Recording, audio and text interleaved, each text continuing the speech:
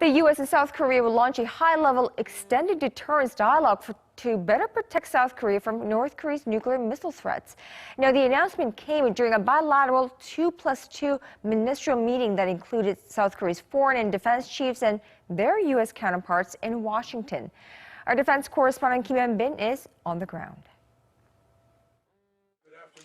The focus of the so-called 2+2 talks between South Korea's Foreign Minister Byung-se and Defense Minister Min-koo and their American counterparts John Kerry and Ashton was on strengthening the U.S. extended deterrence policy against North Korea's ever-growing nuclear and missile threats, as well as maximizing the effectiveness of the sanctions on the regime. Speaking at a press conference after the talks, Yoon said North Korea needs to give up its nuclear ambitions or suffer the consequences. Seoul and Washington have agreed that if North Korea does not give up its nuclear prowess, we'll make them pay dearly. We'll use all methods to pressure the regime, including sanctions.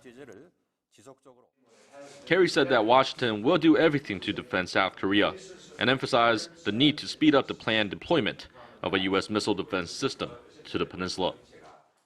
There should be no doubt that the United States will do whatever is necessary to defend ourselves and to honor the security commitments that we have made to allies, including the Republic of Korea. And we will deploy as soon as possible a terminal high-altitude area defense battery to our Korean ally. Carter emphasized that the U.S. is committed to providing extended deterrence, guaranteed by the full spectrum of U.S. defense capabilities. He warned Pyongyang that the use of any nuclear weapons will come at a massive price. Make no mistake, any attack on America or our allies will not only be defeated, but also any use of nuclear weapons will be met with an overwhelming and effective response.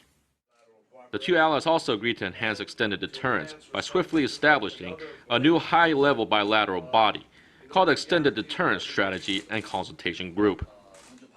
On Thursday, Seoul's Defense Minister Min-koo will hold talks with his American counterpart Ashton at the 48th Annual Security Consultative Meeting.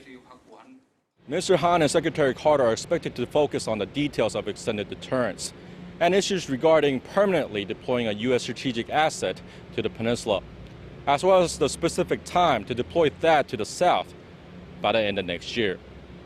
Kim Hyun-bin, Arirang News, Washington, D.C.